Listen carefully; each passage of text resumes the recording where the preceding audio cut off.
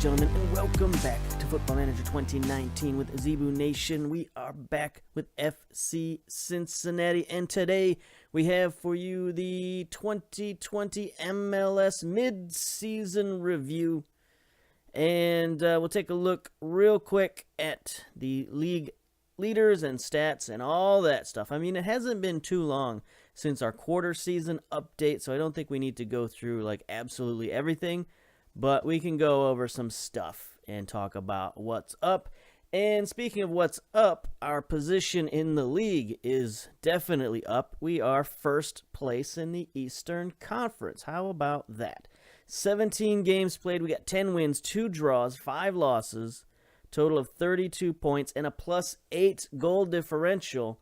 Things are looking up when that goal differential starts creeping up there, especially once it gets towards double digits and beyond. That's what we want. So, things are going well, basically, is what we're saying here. Although our time at the top could be short-lived because Philadelphia, they've got 1 game in hand against us and the exact same number of points. So they just need a draw in their next game, and they are right back on top. But everybody else in the league, we've got a game in hand against most of them, at least all of them who are in the playoff spots. So that's looking pretty good. In terms of Supporters Shield, we've crept up to 3rd place in Supporters Shield. We've caught up to LA Galaxy somewhat, only 6 points behind, although we are a point back, or a game behind them. We're a game ahead of San Jose. So, we could creep up into 2nd place in the next few weeks. That would be pretty good, and at least we'd be within shouting distance of a Supporters Shield championship. Now, we got the U.S. Cup coming up. That's the game we're going to look at today after we go through a few more things. But, 5th round, looking pretty sharp right now. Looks like Colorado has already advanced over Des Moines. The Des Moines Menace played Colorado pretty tough. But, there's some interesting games, mostly MLS teams, although there is Las Vegas and San Antonio are still around. Look at that, Houston versus San Antonio. They're not giving Houston any breaks. Last time they had to play FC Dallas. Now they have to play San Antonio, another local Texas team. I mean, Texas is so big it's hard to call them local, but it is another Texas team, and it is another one of the better teams in the lower divisions. So San Antonio, I think they're FC Dallas's affiliate, or at least they are in FM. But regardless, they're a pretty good team.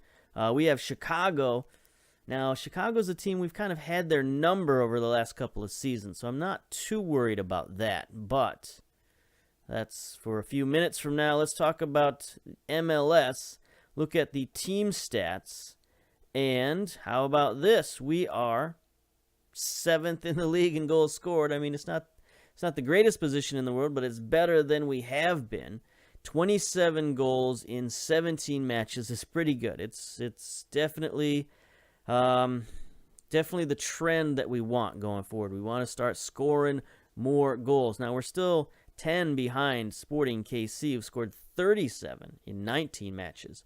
So we got a ways to go to get to the top of the league, but at least we're on the list. That's all I'm looking for a lot of these stats is let's just be on the list. Let's just show some progress. Most headers, we're not on this list, but it's not the most important thing in the world.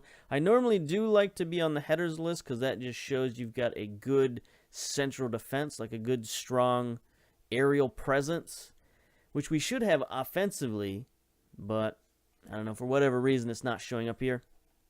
Average possession, this is important. 3rd place in the league, 54%.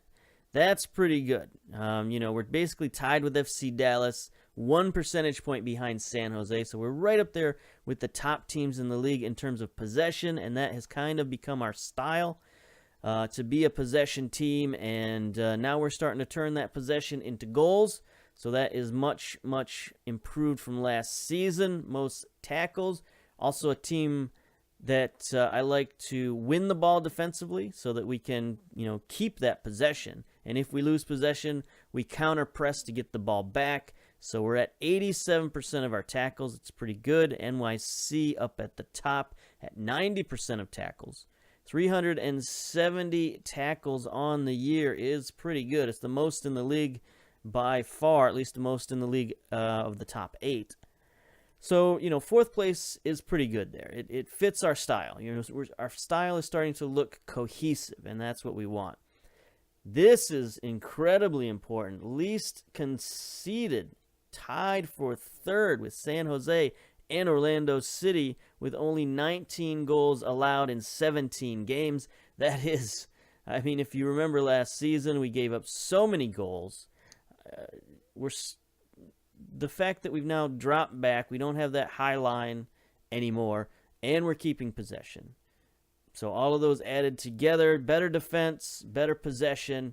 We're holding on to the ball, and we're not giving up stupid breakaway goals with alacrity like we were last year. So is that the right use of that word? I don't know. Anyway, Cincinnati, 19 goals allowed is pretty good this season. Most shutouts, we're not on this list, so we're still giving up goals. We're not giving them up in bunches. LA Galaxy once again at the top of the shutouts list with 10 shutouts in 16 games. That's pretty good. They're also number 1 in concessions with only 8 goals allowed in 16 matches. So once again, LA playing tremendous defense. Atlanta United up there as well, of course. Atlanta United tied for third with Toronto, New York, and Vancouver, all with 7 shutouts. So there's a lot of shutouts in the league this year. Most fouls were not on this list, so that is outstanding. Where are we actually in the league? So we're tied for 8th. We just didn't make it on the list. But still, again, that's an improvement from last season where we just had yellow cards coming out of our ears last season. So we're looking pretty good. Passes completion, not on the top 8, and that's a bit unfortunate. So our passing hasn't increased that much, but we are 9th in the league, 77%. So we're basically tied with Montreal and Houston. So it is an improvement from last year. It's just not a major improvement. So, again, lots of possession, but not great passing. I don't know how that mixes, but we're working on it. Let's put it that way. We're working on it. Most crosses completed, 5th in the league in crossing, 15%. That's about the best we can expect, I think, 15%. We do have decent wingers who can cross the ball, and we have the big target men in the middle, so you'd think our crossing would be pretty decent. Houston, number 1 in the league in crossing with 19%, which is a very good percentage. That's 3 percentage points above the rest of the league, so whatever they got going on with their crossing, it's working pretty good. Hitting the target, we're not on the list. We still take a ton of shots. We take sometimes 20 or 30 even shots a game, which is outrageous. So it'd be better to, I think, have more high percentage shot, but still 42% of 136 shots. Is that the most in the league? Is that the most in the league? It looks to me to be the most in the league. We can't sort, but I don't see anybody on the list higher than 136. There's 131 by San Jose, sort of the closest to us, and Sporting KC also with 131. But, there's Houston, 140. Okay. So we're still 2nd in the league in number of shots, 12th in the league in percentage. It'd be better to be up there, but, I'm not going to cry over spilt milk at this point. Houston is 5th in the league in shooting percentage. So that shows you why they've got such a good offense. Quickly run down player stats, maybe. We can take a look real quick at these guys. Top goal scorers, Ibarra from Minnesota, Vieto from NYC. We've seen that guy in person. He's pretty good. Erickson, there's Al-Badawi still up there for Houston. That guy, he's finally found a home in Houston, and that's good. We don't have anybody on the top list. Where's our closest guy? Our closest guy is Akechi at 18th. That's not so good. So we're scoring goals as a team. Just, I would prefer our strikers to be scoring goals and our wingers, but I guess we'll have to, make do with our midfield scoring. Yotun, most in assists for Orlando City. Jonathan Dos Santos is up there for LA, so that's good. Ronnie for Dallas. And then Sebastian Legit, and then a ton of Houston players. Elise, Kyoto, and Seren. Got a little Honduran connection there going on in Houston. But once again, they've got a good offense. Distance covered. Yeah, it's not that important. Key tackles. We don't have anybody on the list. Pertuz from NYC is number 1 in the league. Ike Opara is up there. Matt Hedges playing for Portland now. It's good for him. Dave Romney's on the list for Houston. Least conceded, Zach McMath and Kiko. You would think those two would be up top. LA and Atlanta, they're best defensive teams in the league. Only 8 goals allowed for Zach McMath. That is pretty crazy for 16 games. We're not on this list here unless we're tied for 6 with everybody else. No. Wow. Wow, we're not even in top 20? Is that possible? There are... Wow. 20 better goalkeepers in the league than Zach Steffen. That seems not right. But anyway, most shutouts. Maybe Steffen doesn't have enough games in the league now that I think about it, because he played all those Champions League. He basically missed the whole first quarter of the season. So we'll put it down to that. We'll put it down to he doesn't have enough games yet to register. So yeah, we'll just keep that. Anyway, most shutouts, McMath. No questions there. Lots of shutouts in the league. Most tackles, Boateng from Portland. Gregerson, Grazo, Eric Alexander playing for Philadelphia. Michael Bradley and Liam Frazier. So it looks like Toronto's doing a lot of tackling. Dribbles, who cares? Ibarra. Romario Ibarra from Minnesota. Okay, good for you. Most key passes, Gutierrez, Wayne Rooney for DC. Still playing, 34 years old. 25 key passes, 1 assist. Okay, come on. Wayne, you got to, what are you up to these days? Ugh, pace, no good. I mean, he's still good, technically and mentally, of course, but physically, it's just, get out. 3 goals, 1 assist this season. He was okay last season, played 33 games. Can't, you can't question this guy's heart, playing 33 and 34 games in the last 2 seasons. Had 10 goals, 2 assists. That's decent production. Probably not good enough production for what he's getting paid, but, he benefits the team in other ways, I suppose. Hitting the target, Adi, 5th in the league in hitting the target, 58%. 11 appearances, 4 goals. We need better production from him, so hopefully that will... with him, if he keeps hitting the target, hopefully this will eventually pay off. Giovinco up there, Kaiser, Dom Dwyer, Raul Rudiez for Seattle. 29-year-old Peruvian. Played there for the last 3 seasons. I guess I just sort of forgot this guy. 24 goals in 2018.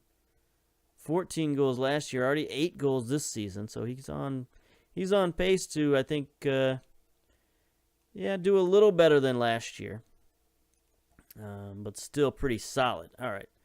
I think that's about all I want to go over. We didn't really make any changes. There's not a lot going on with finances or transfers or anything like that.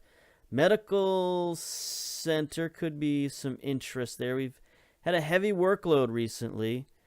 Philippe is injured. Sonora is injured, so that's no good.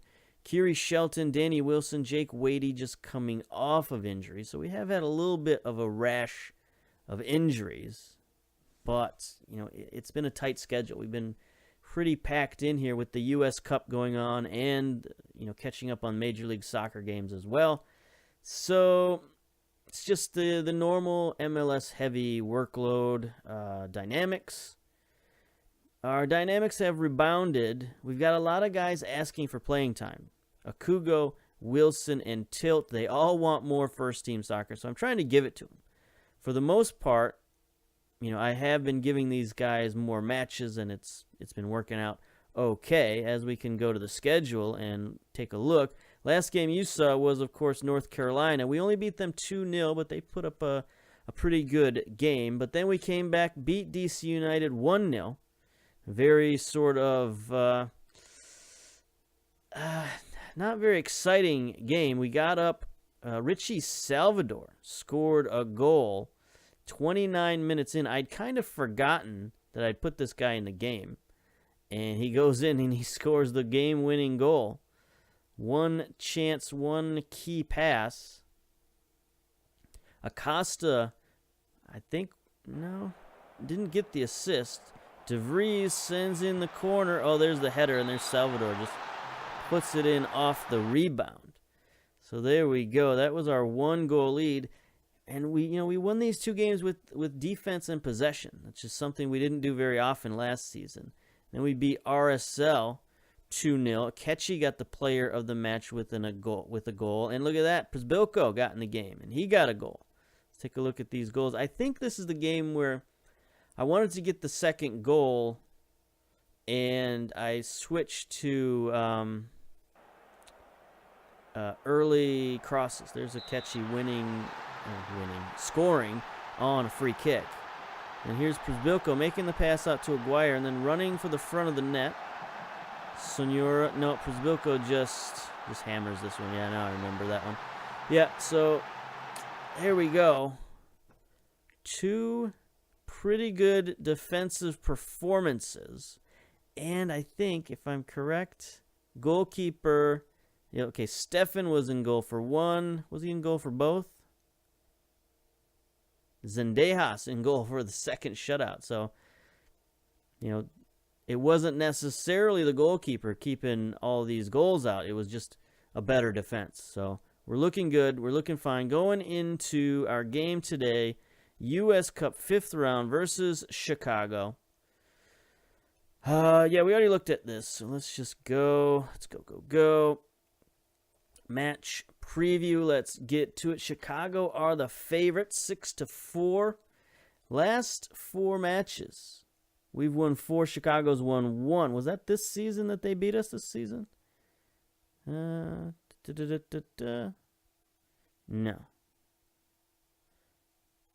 they beat us in the preseason?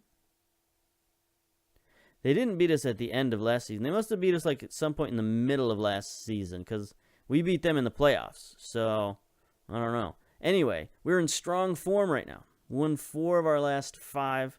They're inconsistent. They've won 2 of their last 5 with 2 draws and a loss thrown in there. So I think we're playing pretty good. We shall see, though, in today's team selection what we've got going on. We're, of course, sticking with the same formation we've been going with. Got an interesting bench going on right now. Zendejas, Juarez, Akugo on the bench, Akechi on the bench, Wadey, Acosta, and Hembut on the bench. So it's an interesting bench. We got a few guys out on international leave. Some guys who've got their first taste of international flavor here. Let me take a look at our squad. International. So, of course, Stefan is out on international duty. Curtis Tilt out for Jamaica. Steve St. Duke out for Haiti. And Christopher Richards out for USA, which I didn't expect that, but 20-year-old central defender. I think he's playing for the under-23s. He is. He's playing for the under-23s. So 4 guys out on international duty. It's cramping our style a little bit with, you add that to the injuries. But I think our squad depth is definitely good enough to handle it. So, who do we have? We've got Hudson in goal. He's not registered for MLS, but he can still play in cup matches. So he's become our cup keeper. We're still getting some use out of him that way. Nuhu, Klute in at fullback. Wilson and Glad back at central defense. These 2 guys are familiar with each other, so that's fine. Wilson just coming off an injury, but we got to keep playing him because he wants more game time. Alashe and Richie Salvador in the midfield. DeVries, Crispum, Shelton, and Adi up top. So we're playing all Americans except for Crispum and Nuhu. Correct? I think that's correct. Anyway, we got, you can only play 5 foreigners, quote-unquote, foreigners. Come on, guys, show me what you can do. In the U.S. Cup, so we're limited by that. But like I said, I think we've only got 2 in the lineup, and only 1 on the bench. I think only Akechi is the only international player on the bench. Okay, that was a good highlight. Let's go. What sort of highlights are we on here? We're on key highlights. I guess that's good enough. Because we already went through like the whole, the stats and everything like that. So we don't want the video to be too long. But, yeah, if it comes to it in the second half, we might switch to extended highlights. Just to, if can't get a feel for the game and see what's going on. 11-12, here we go. First highlight. Chicago with a throw-in on our side to Schweinsteiger. You got to close down on him. Come on, buddies. There's Dax McCarty in. We didn't really look at their lineup, did we? No, did not.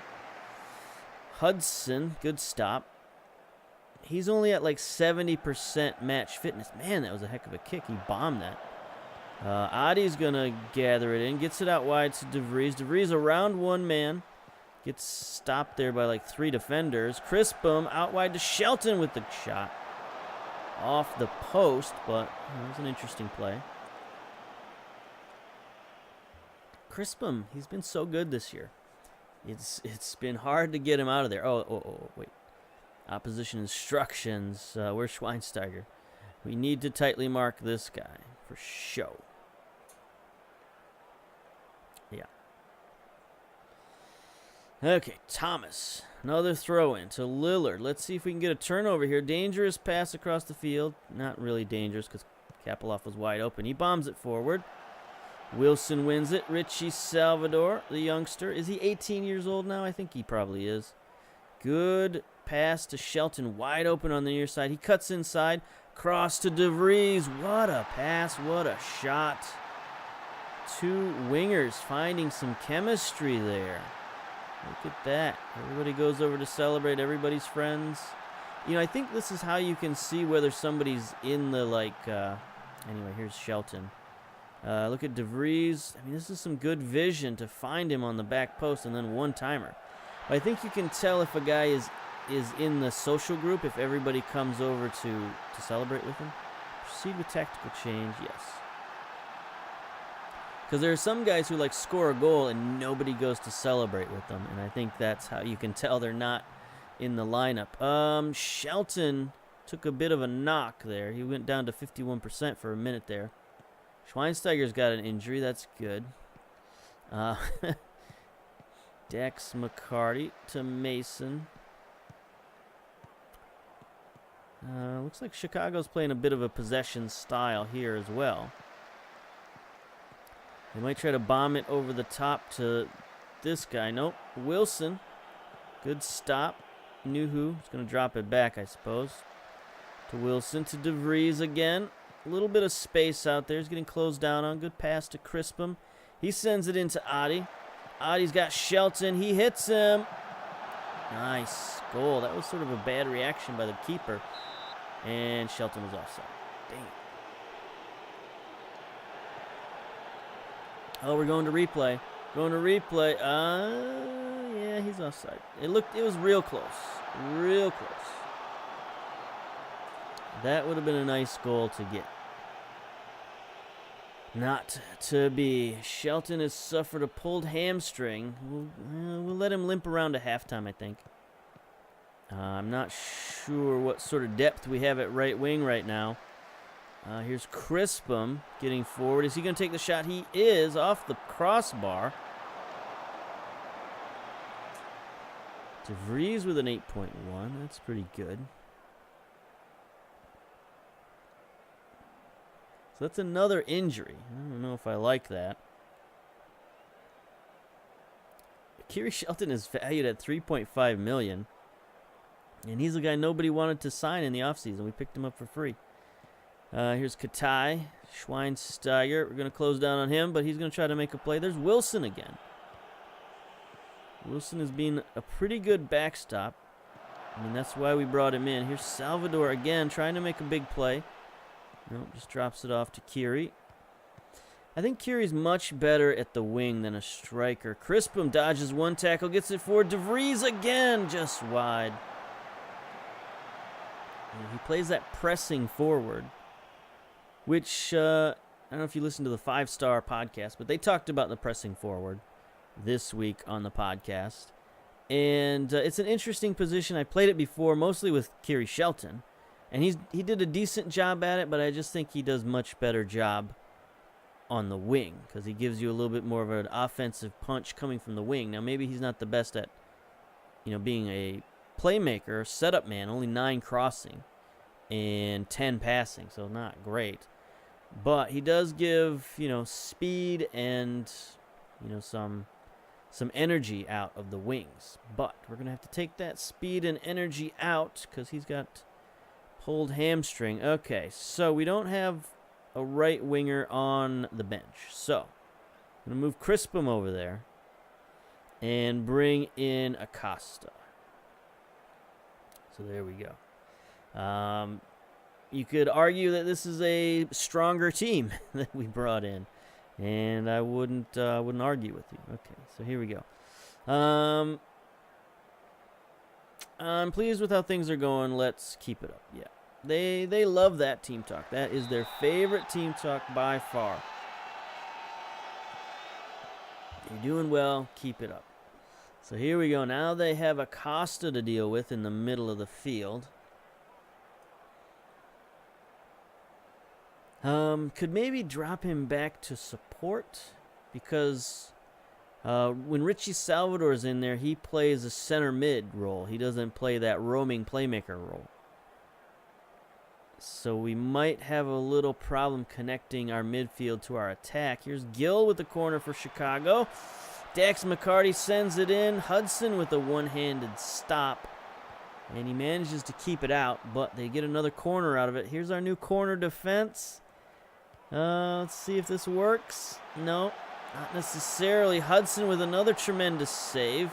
There's Richie Salvador on the back line. Sends it up to Adi, and no counterattack, but we survived. Definitely survived. I don't know that I like Richie Salvador on the back line. 8 jumping reach. 3 headings, probably not good. He should be somewhere else, I think. But yeah, he's been getting better. He's up to 13 passing. DeVries has been booked. Okay, we can tell him to ease off tackles. No problem. 15 decisions, 12 vision. He's just getting better and better, and he's only 18. Physically, he's still very good. 12 strength now, 13 pace. He could be a very, very good player for us in a couple of seasons. In another life, I would be starting him right now. Like, if we didn't have a Akechi, I'm pretty sure that I would be hard-pressed not to start Richie. I mean, the fact that he's playing well, not only is he improving on the training field, but he's also playing well. Here's Klute with a throw-in. Gets it to Acosta. Back to Klute. He sends one into Adi, nods it. Can't get it past the... Well, he does get it past the keeper, just goes wide of the goal. Chicago's already made all 3 of their subs. It's 86th minute already. I guess I didn't realize that. Richie Salvador's been booked. Okay. He can ease off tackles. Young fella. He's only got a 6.5 rating. 2 minutes left in extra time. Nice steal there. Justin Glad sends it downfield for Adi. Probably not a smart pass at this point in the game. Gets it out wide to Katai. Good stop. Hudson. Hudson's come up big in this game. He might be the player of the match. Here is Katai again. Sends one in. Look at that. Hudson snatching it out of the air. Young man trying to make a name for himself in the cup. Bombs another one downfield. The defense falls asleep. Forces the goalkeeper to come out and get it in the face of Adi. If Adi put a little more effort into that, he might have made some serious damage. Here's Crispum now. Gets it forward. Oh, nice defense by Gene. Gene, the dancing machine. 30 seconds to go. We're going to get a throw-in out of it, so we should be able to get victory here. 10 seconds to go. Klute getting bothered there on the sideline. That's like illegal. Get out of the way, buddy. You got to give him like a foot or whatever. There we go. Another shutout victory. Our defense is starting to gel. This is what I was hoping for in the preseason. 19 shots, 8 on target, 18 team fouls. That's a bit much. 2 yellow cards, 53% possession. Pretty good. Who gets the player of the match? DeVries gets the player of the match. 8.3 and a goal. I might have given it to Hudson. He secured that shutout with 3 huge stops. 2 of them on corners. And then 1 on Katai right there at the end of the game? Yeah, end of the game. All right. Hudson, 7 shots saved. Good man. Good man. Clute, 43% cross completion. That's pretty good. Good win, boys. Well done. Well done. I got nothing bad to say about that. I mean, we only scored 1 goal. Well, we only needed 1 goal defensively. Oh, achievement unlocked. Park the bus. All right.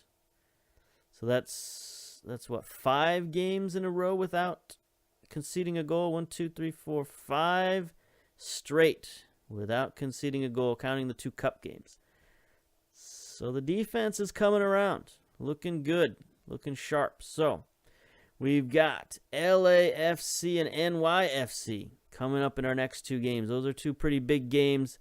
Then we got Sporting KC in Portland, so a little West Coast swing before playing San Jose in the U.S. Cup quarterfinals.